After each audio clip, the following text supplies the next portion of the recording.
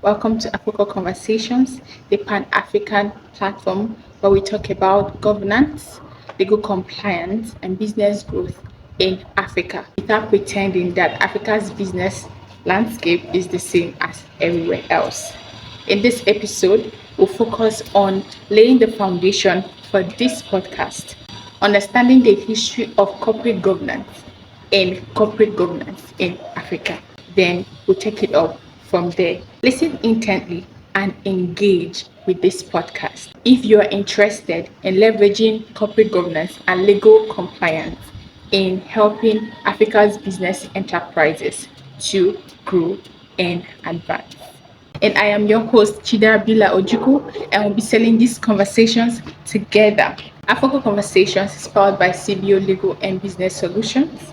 We are interested in harnessing corporate governance and legal compliance for business growth and advancement across Africa and beyond. The question is, how did Africa enter into this conversation of corporate governance institutionalization? The purpose of corporate governance is actually necessary for the growth of African enterprises. Now, for Africa, governance well tailored should ensure that our businesses thrive and our businesses remain a growing concern. And this is Afrocorp Conversations, rethinking governance for African enterprise. Hello and welcome to Afrocorp Conversations, the Pan-African platform where we rethink governance, legal compliance, and business growth. This is a space for honest, solution-driven conversations that go beyond jargon, beyond theory, and beyond bold assumptions. Here, we discuss how governance and compliance can move past enforcement and become strategic tools for building resilient enterprises and attracting investments, as well as driving sustainable economic growth across Africa. I am Chidera Bila Ojuku, your host, and this is Afrocorp Conversations. In today's episode, we'll do a step back into history to understand the evolution of corporate governance. How did we get here? What is corporate governance?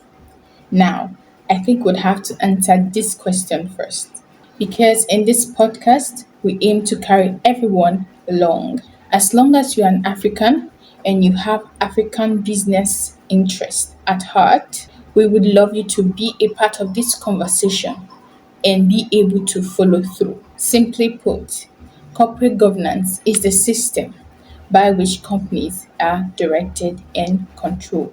There are several definitions of corporate governance. If you go online or check different textbooks or articles, publications, you get different definitions of corporate governance.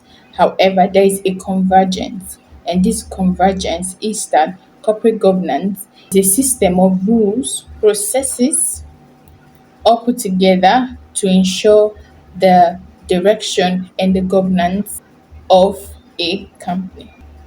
Hence, the pillars upon which corporate governance is founded are transparency, fairness, responsibility, and accountability.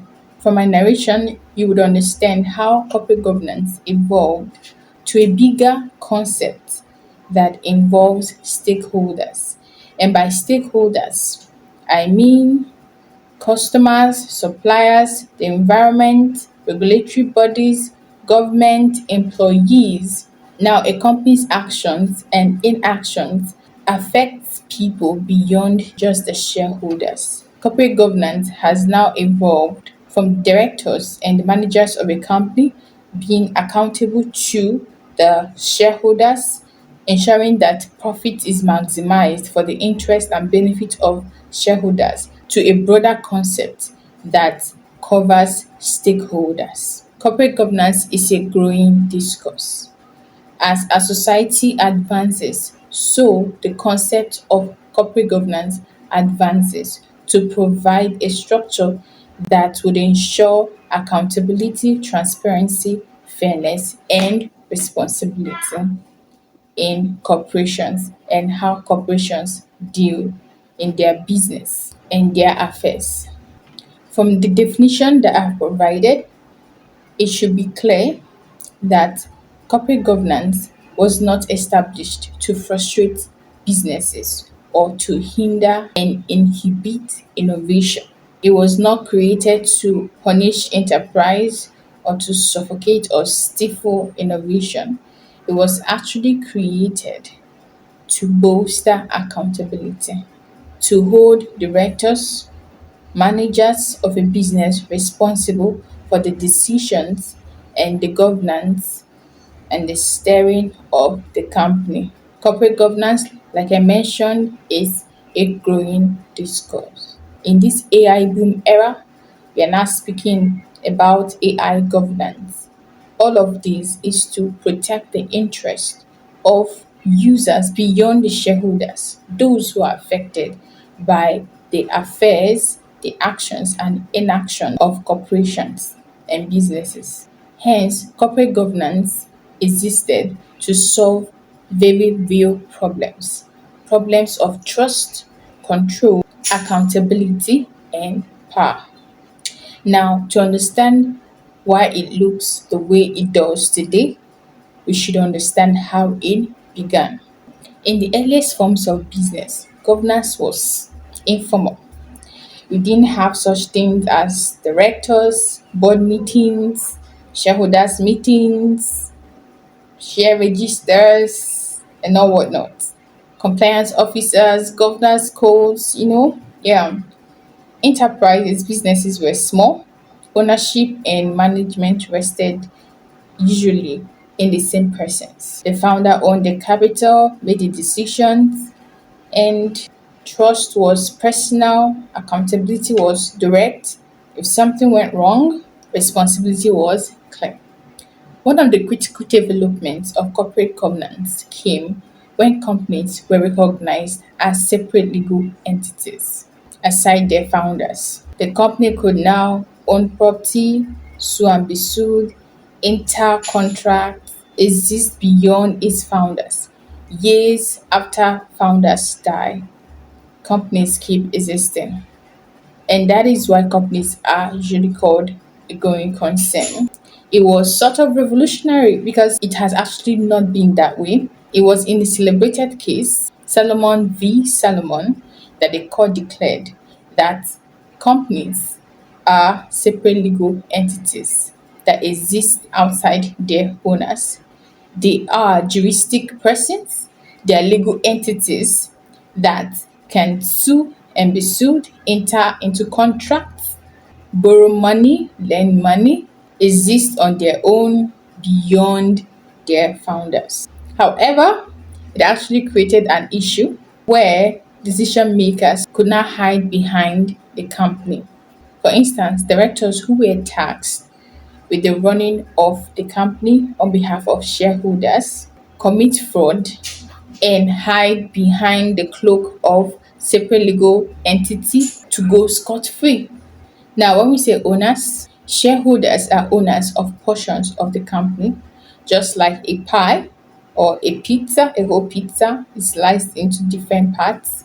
Everyone picks one part of the pizza. They all hold portions of the pizza, right? They are owners of the pizza, but in parts. So that's why we call ownership of a company shareholding. You hold shares equity portions of a company. Now, business had evolved to the point where ownership was separated from those who were running the business. Those who own the business entrusted their business. The shareholders entrusted their business to the hands of directors to govern, to steer, and to direct the business for their benefits, principally, basically for their benefit, for their interest, and to maximize profits for the owners, shareholders. So owners began to entrust their capital to managers. Hence, there was a need to protect the interest of the owners of the companies as the people who were entrusted with this capital, with this confidence, started using this trust contrary to the purpose for which they were entrusted. and used the doctrine of separate legal entity as a shield for their fraud and for acts contrary to the interest of shareholders. In another case, the court cured the mischief of this doctrine of separate legal entity because the directors, those who were entrusted with the business, were using the doctrine of separate legal entity as a cover to defraud the company, to defraud shareholders and go scot free. Now, the court introduced the doctrine of piercing the veil or lifting the corporate veil. Hence, this corporate veil that shields them would no longer avail them in a scenario of fraud. These events contributed to the evolution of corporate governance to make it become this formal. If everyone agreed to behave well, we wouldn't have had corporate governance being formalized the way we have it. However, people did not. History shows us repeated cycles of abuse of shareholder funds, insider dealings, frauds, corporate collapses, market failures. Each crisis produced new rules. Each failure produced more oversight. Hence, boards were strengthened, audit was introduced, disclosure became mandatory. Corporate governance did not come out of idealism. It grew out of necessity to solve very real problems. Interesting, right? Over time, what began as best practices hardened into codes and rules. Governance stopped being optional, compliance stopped being negotiable, government stepped in to protect but not to micromanage businesses. Government stepped in to protect investors, economic stability, and not to micromanage businesses. Hence, governance became an institution and not just a guideline. And once governance becomes an institution, it takes on a life of its own. Now you've seen how corporate governance evolved from its simple state to become an institution, and it will keep evolving as the society evolves. And it has become solidified into codes, laws, agencies, enforcement agencies. Now, the question is, how did Africa enter into this conversation of corporate governance institutionalization? You guessed right, through colonialism. Africa did not design most of these systems. Formal corporate governance frameworks were largely introduced during and after colonial administration. However, these corporate governance frameworks were actually built on legal traditions designed for large corporations, mature markets, strong institutions. African enterprises, many of them small, informal, and resource constrained, were absorbed into these systems they did not create. So, what's the result? Compliance systems that feel foreign, governance rules that feel disconnected from the African business realities, regulation that often prioritizes control over enablement. This is not because governance is inherently bad, but because governance history as we have it is not African's history. Corporate governance is exceedingly necessary for Africa or any other continent for sustainable growth and development of businesses and even the economy. The purpose of corporate governance is actually necessary for the growth of African enterprises, which is transparency, accountability, responsibility, and fairness. Take, for instance, a company involved in manufacturing. In a bid to maximize profit for its shareholders, it resorted to expelling its waste into water bodies around the community that it conducts its manufacturing instead of paying a sewage company or a waste management company to handle these waste. Now, was money saved for the shareholders? Yes. However, what happens to the community where the company does its manufacturing, what happens to the people, what happens to the environment. These are other things that corporate governance encompasses, and these are critical to African situation. So corporate governance is key to African growth, African business growth and development sustainably. Corporate governance is a growing discourse that seeks to protect the interest of stakeholders, people that are affected by the actions and inactions of a company directly or indirectly. It encourages companies to build its business success with regard to sustainability, with regard to the interest of actual persons, having long term considerations on the table at all times.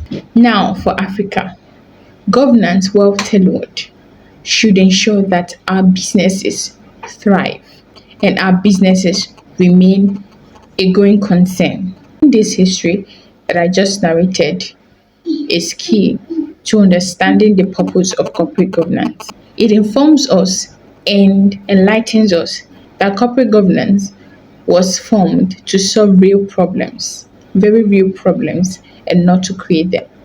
Compliance exists to protect trust and not to destroy enterprise or stifle innovation. Systems that no longer fit should be re examined and redesigned and not worshipped. It does not mean Africa is backward. Every country is tailoring laws and rules to fit their local circumstances and realities. And this was actually a prescription for the application of laws that were handed down from the colonial rule, that the application of these laws, like common law, status of general application, have to fit local circumstances for them to be applied. In any way they go contrary to local circumstances, they become inapplicable. We should consider that as well in the light of our corporate governance frameworks and compliance systems. Governance was not made to be static, it is made to grow with the people, just as laws grow with the people, as was propounded by the historical school of thought, school of jurisprudence, that laws necessarily mirror the realities, the history, and the experiences of the people. Now, this is one of the purposes of this platform. Let us review and redesign our corporate governance frameworks, rules, directives to suit our realities. Over 80% of African businesses fall within the SMEs. And these enterprises are responsible for over 60% of employment in Africa. We have to tailor our corporate governance to suit African realities. And that is the purpose for Afrocorp Conversations. Having laid the background to corporate governance, what corporate governance is, and how we came about corporate governance, the corporate governance we have in Africa. We'll call it a day for this episode. If this episode resonated with you, kindly share with someone and let's hear from you, your feedback, your concerns, your interest. What do you have to say regarding corporate governance in Africa and regarding the discourse we covered in today's episode? We are welcoming of collaboration and partnership of persons and institutions that have African enterprises at heart and are passionate about the transformation of corporate governance framework in Africa to suit African realities so as to ensure sustainable growth and development that is in touch with African realities. Corporate governance inception was to bolster business, bolster trust, ensure accountability, ensure sustainability, right? And this we can achieve if we tailor our corporate governance frameworks to suit our realities. And we're calling it a day in today's episode. Thank you for listening in and stay tuned for episode 2 of Afrocorp Conversations. I remain your host, Chidera Bila Ojuku. Thank you and bye. Afrocorp Conversations is powered by CBO Legal and Business Solutions and hosted by the founder, Chidera Bila Ojuku. This podcast streams on Spotify and YouTube. Short clips will be available on Instagram and Facebook. You can follow Afrocorp Conversations on LinkedIn, YouTube, Spotify, Facebook, and Instagram to keep updated with new episodes. Stay tuned.